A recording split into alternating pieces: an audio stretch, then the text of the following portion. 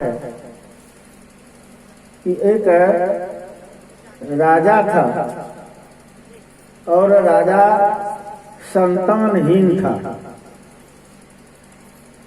ध्यान से सुनिए माँ बहने भाई बंधु, सब धोखा देने वाले, एकमात्र गुरु ही धोखा नहीं देते। संसद गुरु पार लगा देते हैं, वरना संसार के लोग धोखा देने वाले हैं। कभी किसी से धोखा खा सकते। खूब दोस्ती करके रहिए, आशा भरोसा में रहिए। कभी न कभी आपको रोना पड़ेगा। संसार वाला सुख नहीं दे सकता है, ये हो ही नहीं सकता है।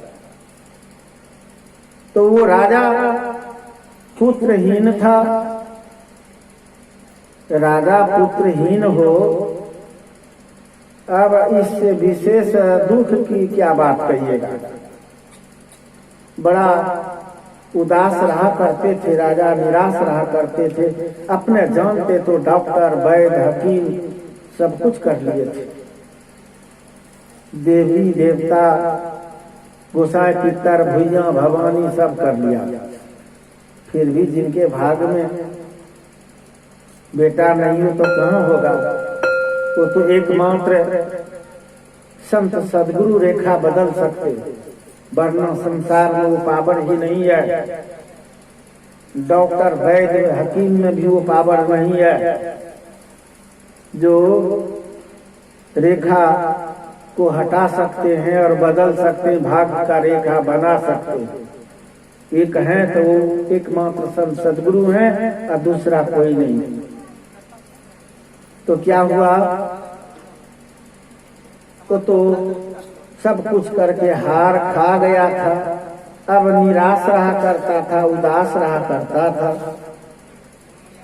एक धूर्तवाज घूमते घामते राज दरबार में पहुंचा और कहा कि राजन, आप निराश क्यों रहा करते, उदास क्यों रहा करते।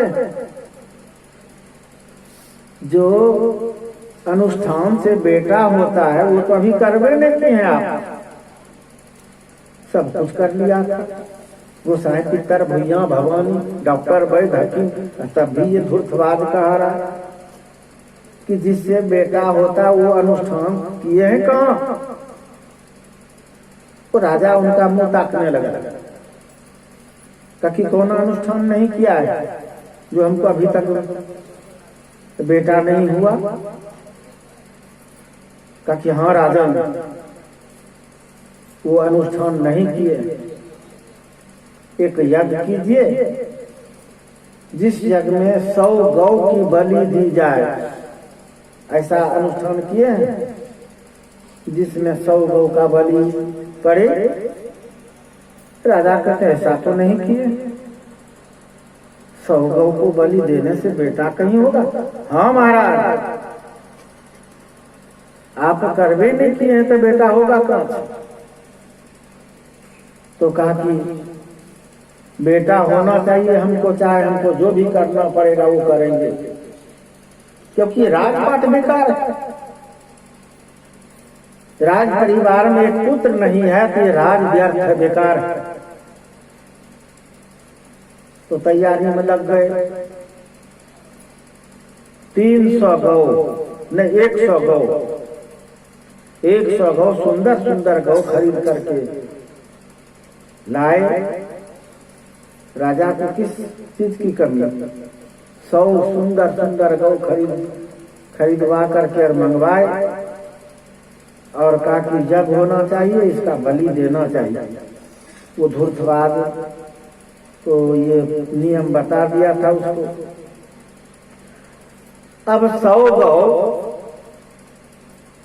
सामने में खड़ा कर दिए, गौ को खड़ी कर दिए 100 गौ लगातार कतार में। अब राजा साहब मने मन विचार किया कि 100 गौ की बलि कितना भयंकर पाप लगेगा, खून की धारा बह जाएगी। धूर्तवाद से पूछा कि आपके सलाह पर हम 100 गौ मंगवा लिए और बलि तो देंगे ही क्योंकि हमको बेटा चाहिए, लेकिन एक सलाह में आपसे पूछता हूँ कि दूसरा कोई उपाय नहीं है। जो 100 गौ का बलि नहीं पड़े और कम में ही काम चल जाए। तब धूर्तराज तुरंत नियम बदल दिया, कहा कि हाँ राजन, अगर एक युवक का बलि अगर पड़ जाए तो 100 गौ के बलि से आप बच सकते हैं। तो राजा साहब सबसे कहने लगा कि तब अपना बेटा कौन देगा बलि देने के लिए? कोई देगा? ढिंढोरा पिटवा दिया कि जो अपना बेटा, एक बेटा देगा बलि के लिए तो बदले में 100 गौ उनको बदले में देंगे। फिर भी कोई तैयार नहीं हुआ। 100 गौ लेने के लिए अपना बेटा कोई नहीं देगा, कोई तैयार नहीं हुआ। 100 गौ, लेकिन ये ढिंढोरा जो पिटवाया राजा, वही धूर्तराज के कान में आवाज गई। वो अपनी पत्नी से कहा कि सुन लिया ना, अरे हम लोग तो मालो माल होने वाले हैं और हम लोगों को तो 3 बेटा है। अगर एक बेटा दे भी देते हैं तो तब भी 2 बेटा साथ में है और 100 गौ के मालिक हो जाएंगे। तो पत्नी भी तैयार हो गई, बाप तो पहले से तैयार था, अब माँ भी तैयार हो गई। तो 3 बेटा में किसको देगा? तीनों बेटा एक जगह खेल रहे थे।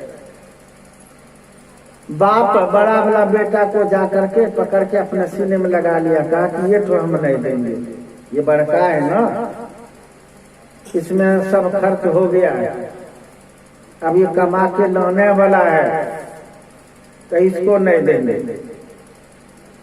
अब 2 ठो बचा, बड़का ठो तो नहीं देगा, क्योंकि इसमें बोलता है कि कमा के खिलाए, पढ़ाए लिखाए, अब कमाने वाला है ये, तो ये ठो नहीं देंगे, 2 ठो बोल। तो माँ दौड़ करके जाके छोटा वाला को गोद में उठा लिया कि ये ठो हम भी नहीं देंगे न। अपने फैसला हो गया। कहावत भी लोग बोलता है, बड़ा बेटा बाप का, छोटका माय का, न मंझला खुदाए का। समझते हैं ना? बड़का बाप का, छोटका माँ का, और महिला किसी का नहीं करते हैं भगवान का। इसलिए जानते कि अंधविश्वास में लोग ये सामाजिक रीति को खराब करते हैं। माँ बाप गुजर जाएंगे तो कहेगा कि बड़का छोटका ही करेगा अंत्येष्टि क्रिया, न महिला को अधिकार है। सुने कहीं, बड़का करेगा, छोटका करेगा, अब महिला को किसने पैदा किया?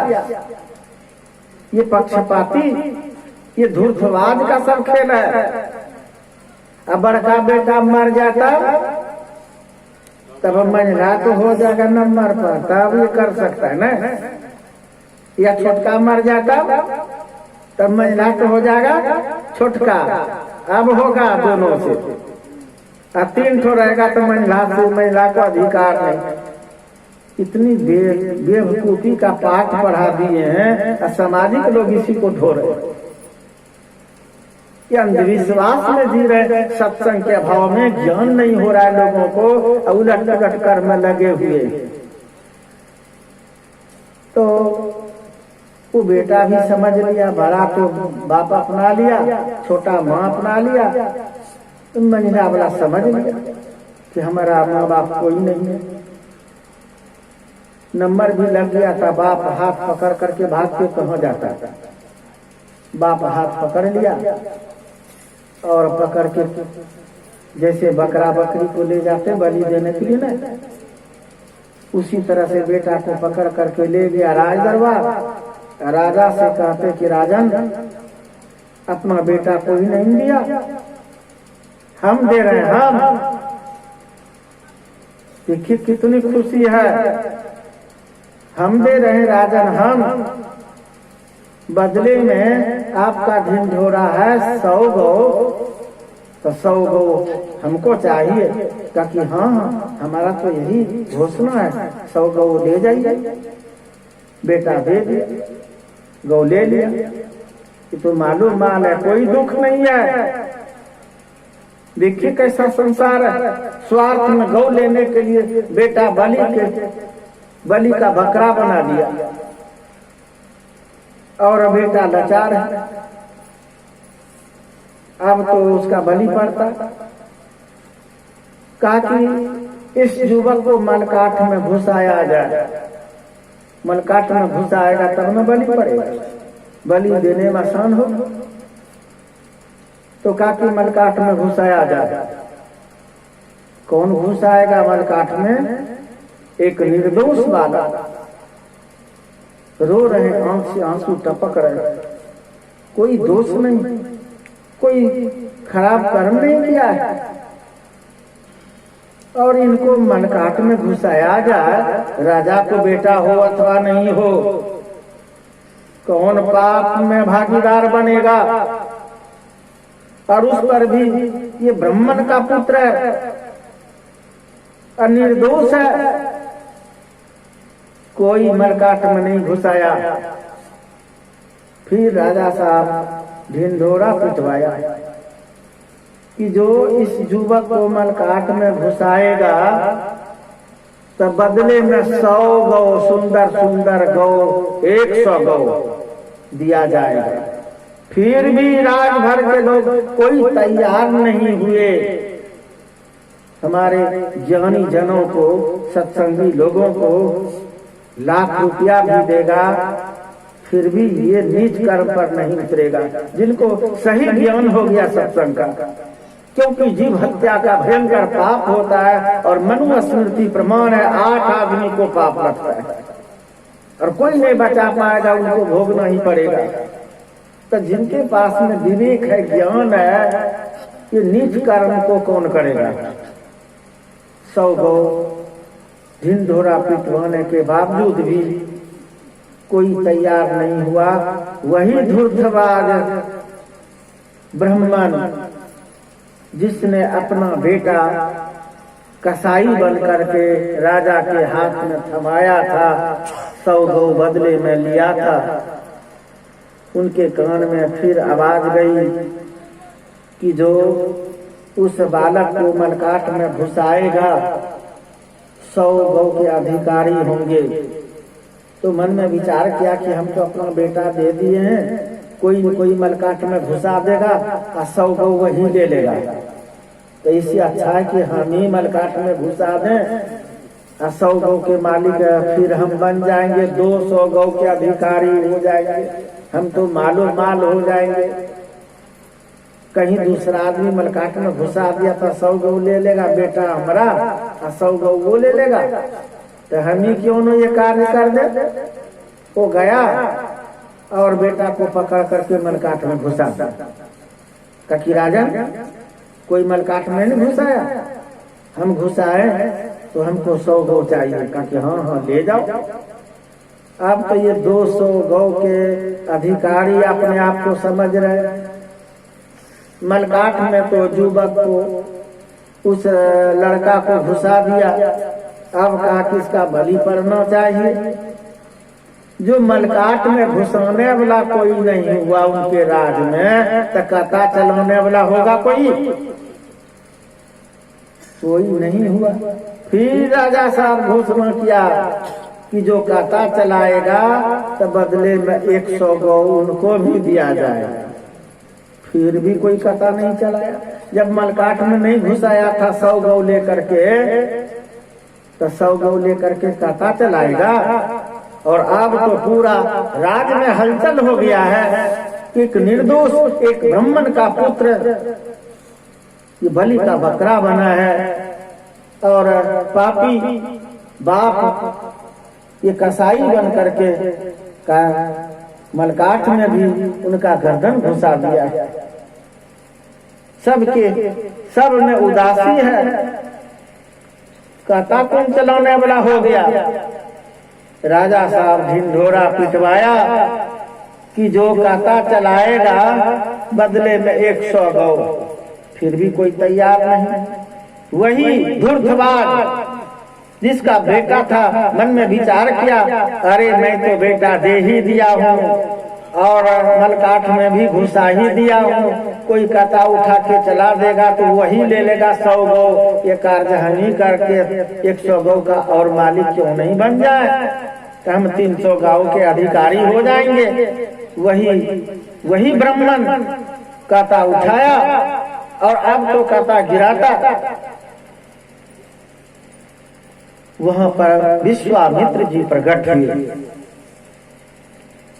और उस धूर्तवाद के हाथ से कता छीन ताकि मूर्ख, धूर्तवाद, निर्दयी, स्वार्थ में कुछ भी नहीं समझा, बेटा दिया, मलकाठ में घुसाया और कता भी उठा लिया। धिक्कार ऐसे बाप को, ऐसे संसार के पिता को धिक्कार, जो स्वार्थ में जीते हैं। कता तो छीन करके और फेंक दिया था। साथ साथ वो राजा से कहा, ये धूर्तवाद राजन, स्वार्थी राजा, अरे बेटा नहीं था, एक निर्दोष बालक का हत्या करने के लिए तू उतर गया। अरे यही पाप से तुमको इस जीवन में बेटा नहीं हुआ, और फिर तू ये धूर्तवादी पर उतर गया। अरे बेटा नहीं था तो इतना सुंदर बालक तुम्हारा बेटा नहीं बन सकता था। राजा तो प्रजा के पिता होते, क्या ये तुम्हारा बेटा नहीं था? मूर्ख, इसको बेटा नहीं बना लेता, इसको गोद नहीं ले लेता। धिक्कार है ऐसे राजा जो स्वार्थ में एक निर्दोष बालक का हत्या करवाने पर उतर गया। धिक्कार। राजा तो चरण पर गिर गए और रोने लग गए, क्षमा कर दीजिए महाराज, हमसे भयंकर भूल हुई। एक पर एक धूर्तवाद सब ऐसे हैं संसार में जो बुद्धि बदल देते हैं। हमको क्षमा कर दीजिए। तब तक विश्वामित्र उस बालक को मलकाठ से बाहर करते और कहते, बेटा अब तेरे ऊपर कता नहीं चलने वाला, तू आजाद है। बगल में माँ है, पिता है, तो माँ पिता के पास तू जा सकता है। अब देखेगा माँ बाप के तरफ उलट के भी, उधर उलट करके देखा तक नहीं, क्योंकि बेटा माँ बाप है, नहीं जाएगा। उधर देखा तक नहीं तो जुड़ने की बात करेंगे, क्योंकि बेटा ये राजा को पुत्र नहीं, राजकुमार बन करके राज सुख ले, राजा का बेटा बन सकता है। राजा की तरफ भी नहीं देखे। जो राजा अपने स्वार्थ में एक निर्दोष पर कथा चलवा रहा था, इस संसार के राजा से क्या सुख मिलने वाला है? क्योंकि बेटा तो माँ बाप की तरफ भी नहीं देखता है, राजा की तरफ भी माँ बाप का भी पुत्र अब नहीं बनना चाहता है, और इस राजा का भी तू पुत्र नहीं बनना चाहता, तब तू क्या करेगा? झट से विश्वामित्र जी का चरण पकड़ लिया। इशारा समझ ली विश्वामित्र, अपने सीने से लगाया और हाथ पकड़ के लेके चल दिया, और जा करके अपने पुत्र के बीच में कहा कि बेटा तुम लोग पहले से कितने कई भाई हो, और आज से अब ये श्रेष्ठ हुआ, ये माना हुआ पुत्र है, मानस पुत्र है, तो तुम लोगों से इसका विशेष स्थान हुआ। गुरु के यहाँ, संत के यहाँ जो दर्जा प्राप्त होता है, संसार में ये दर्जा कहीं प्राप्त नहीं हो सकता है। संसार के लोग तो स्वार्थी होते हैं, इसलिए हमारे गुरु महाराज कहते हैं, गुरु ही तू है, गुरु पीतू है, गुरु ही जीव के मितु है, गुरु सम कोई नहीं दूजा, जो जीवों को उधारा है। गुरु से बढ़कर के कोई नहीं है संसार में। और लोग फिर भी गुरु से मुकर रहे हैं, अभी तक गुरु से जुड़ नहीं पाए हैं। पता नहीं कल्याण कैसे होगा। रामायण कहती है 3 लोक नवखंड में गुरु ते बड़ा ना कोई। ये रामायण में वर्णन है, बिन गुरु भवनिधि तरय ना कोई, जो बिरंची शंकर सम होई। ब्रह्मा विष्णु महेश के समान कोई हो जाएंगे, फिर भी बिना गुरु से कल्याण संभव ही नहीं।